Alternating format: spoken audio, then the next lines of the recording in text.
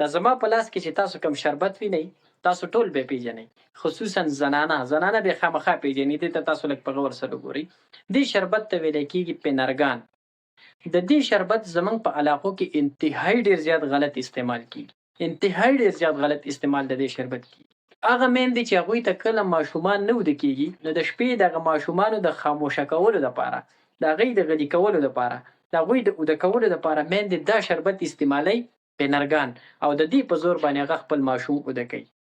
یاد وساتئ دا پینرګان شربت دا د خوب شربت نه دی. که چېرته تاسو خپل ماشوم د پینرګان په زور باندې اوده کوئ، نو دا تاسو د ماشوم سره ظلم کوئ. دا ستاسو د ماشوم دپاره انتهایی نقصاني ثابتېدلی شي. د دې شربت په باره کې چې ما څومره سټډي مې وکړه، څومره معلومات مې وکړو، نو دا پینرګان شربت د خوب شربت نه دی. د دې د فارموله که تاسو وګورئ، زه به تاسو ته لږ نږدې کړم. د دې فارموله ده پرومیتازین. دا پرومیتازین د الرجي شربت دی. دا د الرجي لپاره استعمالیږي، دا د خوب دپاره نه استعمالیږي. که چېرته دا شربت تاسو ماشوم ته د هغه د غلي کولو دپاره، د هغه د اوده کولو دپاره استعمالوئ، نو دا ستاسو د ماشوم د صحت دپاره انتهایی نقصاني ثابتېدلی شي. تاسو ته ما وویل د دې فارموله ده پرومیتازین. دا د الرجي شربت دی، د الرجي دپاره استعمالیږي. خاص کر چې کله د انسان پوزې بهیږي، د سترګو نه اوښکې ځي، پرنجي ورله راځي، یا نور د وجود داسې خارښ وغیره داسې څه قسم الرجي راشي، نو د دغه مقصد دپاره دا پرومیتازین، دا پینرګان استعمالیږي د الرجي د علاج دپاره. که ستاسو ماشوم د شپې نه وده کېږي، نو هغه ته به څه تکلیف وي، هغه ته به څه مسله وي.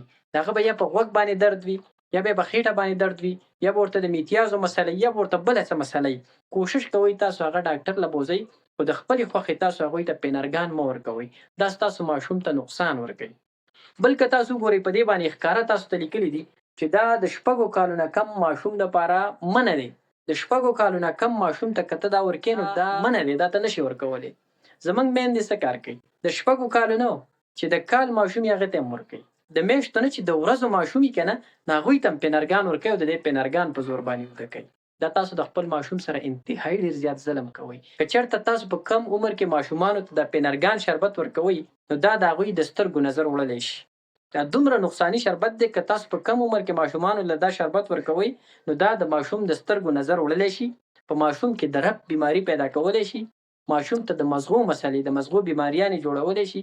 مهرباني وکړئ، که د چا ماشوم نه وده کېږي، د هغې دا سوچ وکړئ چې ده ته تکلیف څه دی چې دا نه وده کېږي، مسله څه ده، د هغې علاج ورله وکړئ. خو میندو له پکار دا دي چې د خپلې خوښې ماشومانو له پینرګان شربت نه ورکوئ، یعنې د دې نقصان تاسو ته راوتلی شي. یا د ماشوم د سترګو نظر وړی، یا په هغه کې د رب مسله پیدا شوي، او یا هغه ته دماغي مسلې جوړې شوي. مهرباني وکړئ دا شربت خپلو ماشومانو له مه ورکوئ، خصوصا د 6 کالو نه چې کم ښکته ماشومان دي، هغوی له بلکل دا منع دي. ښکاره یې پرې تاسو ته لیکلي دي چې دا تاسو د 6 کالو نه کم عمر ماشوم ته نشئ ورکولی. دا د الرجي شربت دی. پکار دا ده چې دا د الرجي لپاره استعمال شي. میندو له نه دي پکار چې دا شربت د ماشوم د غلي کولو دپاره، د ماشوم د اوده کولو دپاره استعمال شي. چې هر کور ته او هرې مور ته دا زما پیغام ورسیږي چې هغوی د آینده دپاره د پینرګان شربت نه ځان وساتي، چې هغوی د خپل ماشوم د صحت فکر شروع کړي او خپل ماشوم ته د پینرګان شربت بغیر د ضرورته ورنکړي.